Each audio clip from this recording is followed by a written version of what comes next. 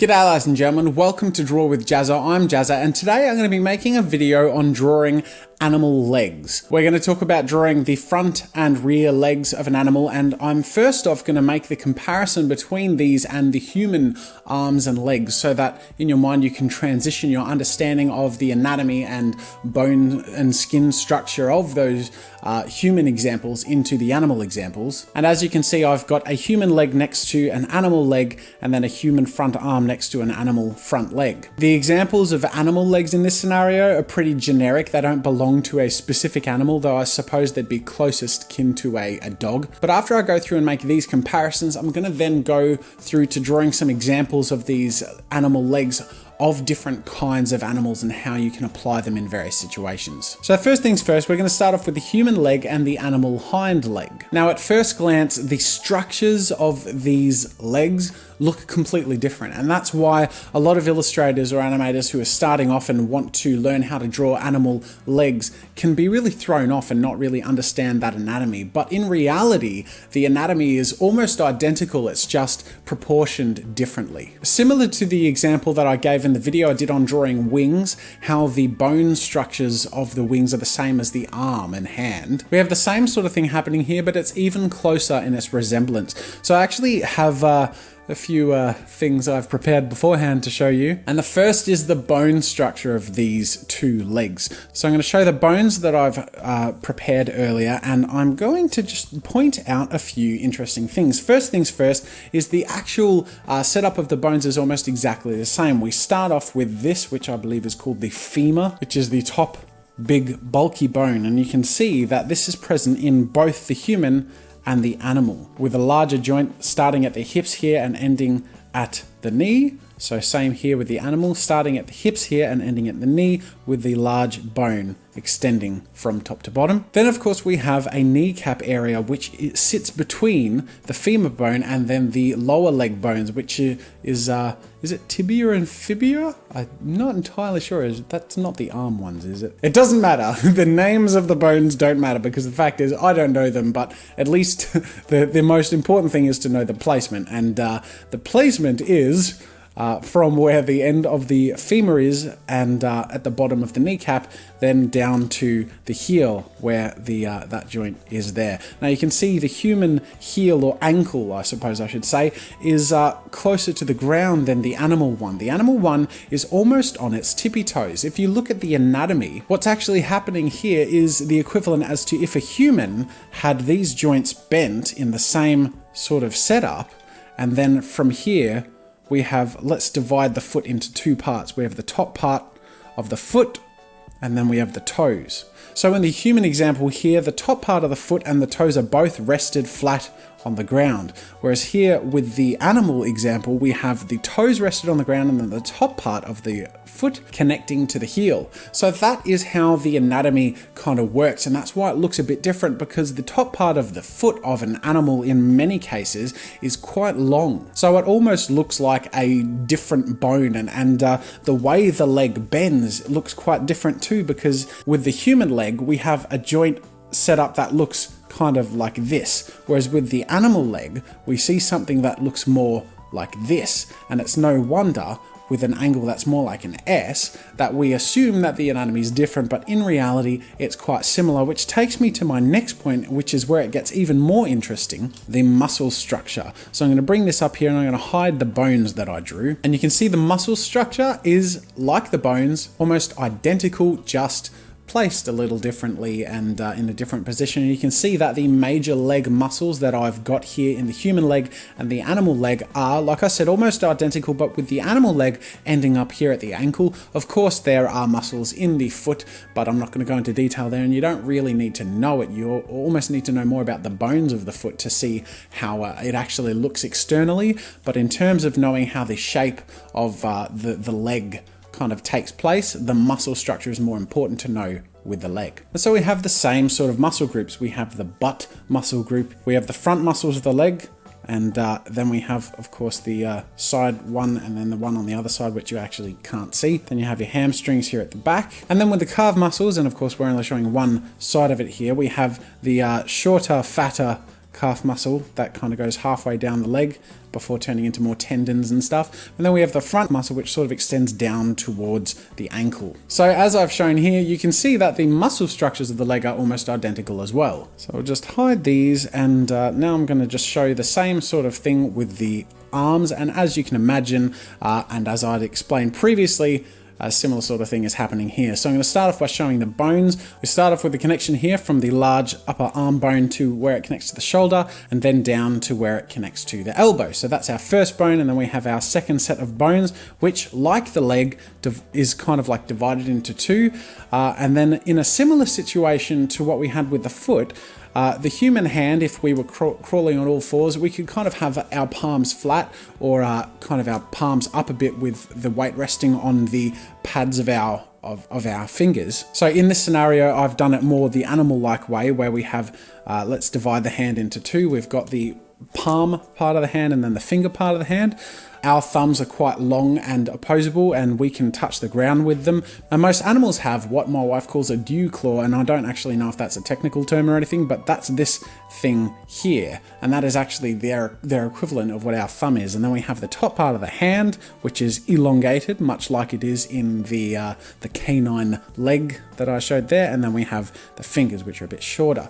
So as you can see, the bone structures are, again, almost identical, just tweaked a bit. And then of course I'm going to hide these, and we'll show the muscle structures. And much like our other example, it's the same sort of thing. We start off with the shoulder muscles that kind of are divided into three groups and connecting to the back.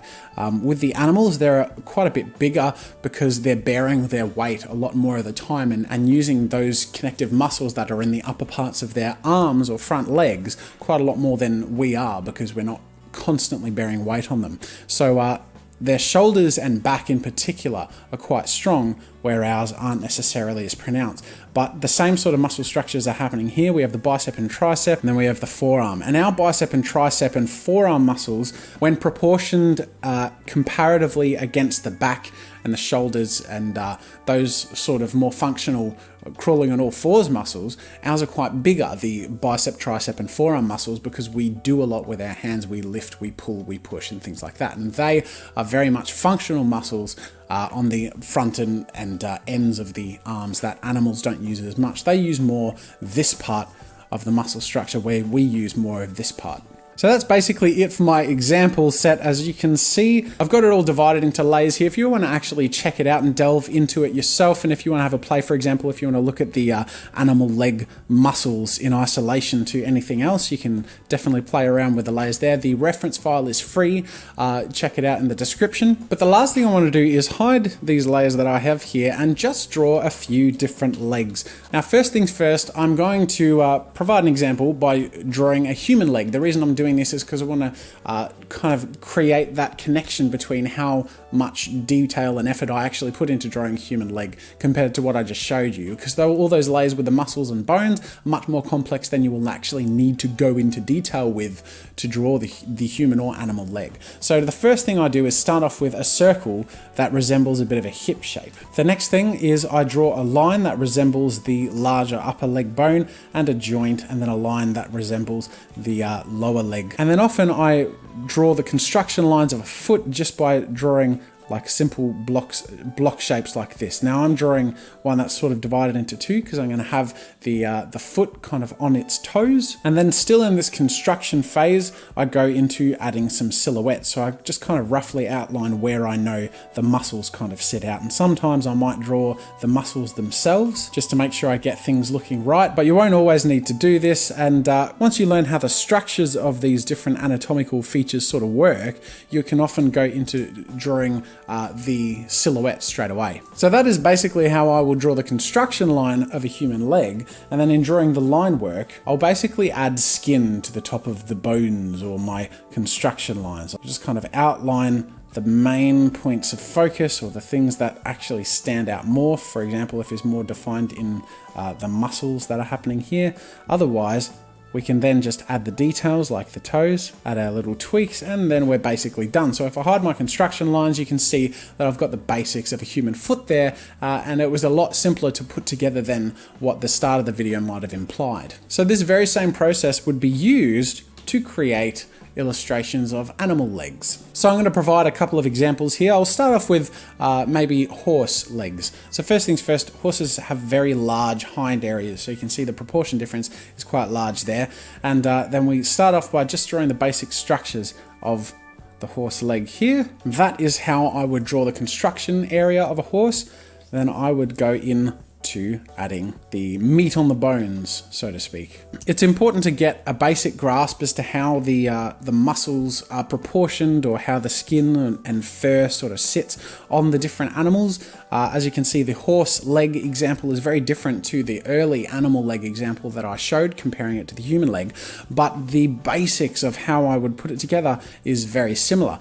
You will notice that we're not going to need to go into detail into things like the toes or the foot, because they have a hoof which hides a lot of those inner workings, even though they do sort of have those bones. And then of course we get to the fun of just drawing the outline. And then if I hide my construction work, you can see I've got the basics of a horse leg here. Now comparatively, let's say if I drew a wolf leg, I might draw something that starts off with a larger hind leg area, but much smaller compared to the human and horse one. Then we have the proportions kind of taking place. So I'm going to start adding my outlines. And then once we're done with that, we get our line tool and do the same thing. Now the cool thing about drawing things like wolf and cat and various other more canine or feline animals is you can add little details like hair kind of hanging out from some certain joints. You also have that dew claw that I mentioned before. And then of course you get the cool claws or paws that are at the bottom.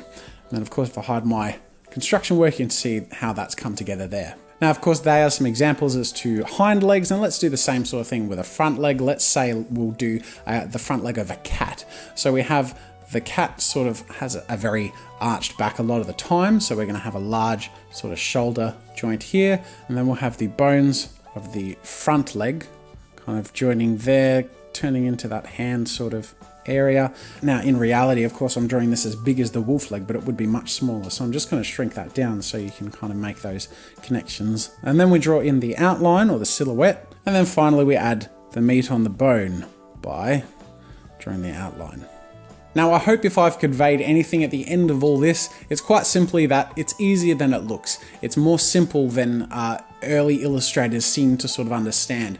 I would recommend that artists learn and familiarize themselves with human anatomy as much as possible, and then that knowledge can be taken and applied to various situations like this. Now, ladies and gentlemen, make sure to check out the reference files once again, which are free in the description. And if you're interested in familiarizing yourself even more with human anatomy and then using that knowledge to do this sort of thing, you can check out Draw with Jazza Easy Anatomy, which is on my website, jazzastudios.com, in the shop. And there's a link to that in the description as well. Thank you for joining me, ladies and gentlemen. I hope this video has been interesting and useful to you. And until next time, I'll see you later.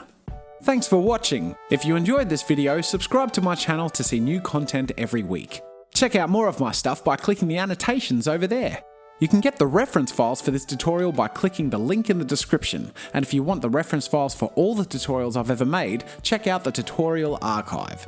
If you're looking for a great place to collaborate, explore, or share your own content, head over to newgrounds.com. That's it for now, and until next time, see you later.